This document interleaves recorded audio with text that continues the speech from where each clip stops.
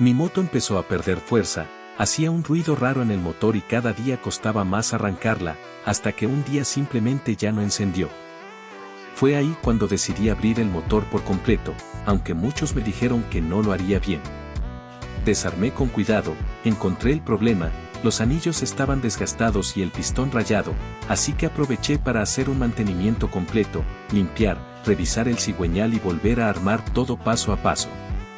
Cuando terminé y la moto volvió a encender suave, sentí una satisfacción enorme, porque no solo reparé el motor, también aprendí a hacerlo por mí mismo.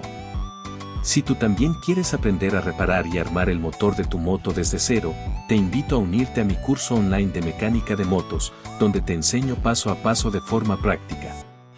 Si yo pude, tú también puedes. Mándame un mensaje o haz clic en el enlace de mi perfil para más información.